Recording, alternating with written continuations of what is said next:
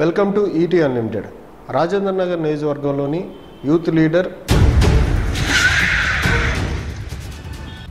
Mailardevpally division corporator అయినటువంటి తోకల శ్రీనివాస్ రెడ్డి గారితో ప్రత్యేక ఇంటర్వ్యూ కోసం.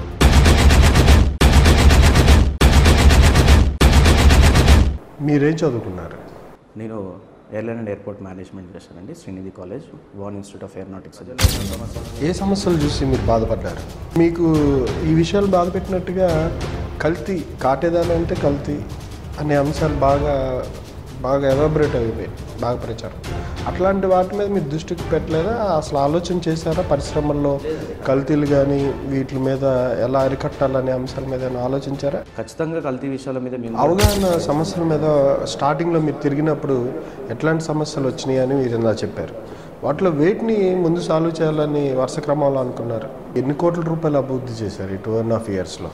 దాదాపు ఈ ఒక 2.5 yearsలో చూసుకున్నట్టయితే దాదాపు ఒక 40 కోట్ల రూపాయల అభివృద్ధి మాత్రం జిహెచ్ఎంసీ ద్వారా. జిహెచ్ఎంసీ కార్పొరేటర్ నిధులు లేకపోవడం ఒక ఇబ్బందిగా పరిణమించిందని చెప్తున్నారు.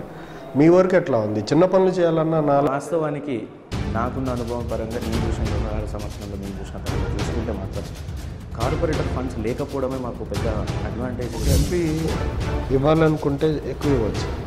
ఆయన దగ్గర నుంచి అందరికీ తక్కువ అమౌంట్సే వెళ్తున్నాయి. చాలా వరకు మీ కాన్స్టిట్యున్సీలో అసలు చాలా తగ్గించేశారు ఆయన. ఎందుకని ఆయనతో ర్యాప్ ఎవరికి ఉండదా, లేకపోతే మీకు కూడా అట్లాంటిదే? మీరు స్టార్టింగ్లో చెప్పినట్టు వివిధ ప్రాంతాల్లో అంతా మిక్స్ అయి ఉన్నారు, మినీ భారత్ అంటారు. అవునండి.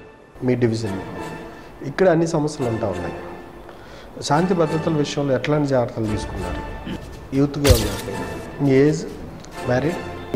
ఎమ్మెల్యే యొక్క ధోరణి వల్లే మీరు ఎందుకు ఈ విషయంలో అనవసర రాద్ధాంతం పక్కన జరిగారా? అంతేనండి. ఎమ్మెల్యే మీద కేసులు నమోదవడం అధికార పార్టీలోకి వచ్చిన తర్వాత కూడా ఈ మధ్య వెలుగులోకి వచ్చింది బాగా. ఇది ప్రభుత్వానికి మచ్చనుకోవాలా, లేకపోతే మీ డివిజన్ వరకు ఆయన చేసే అవినీతి అక్రమాలకి నిదర్శనం అనుకోవాలా?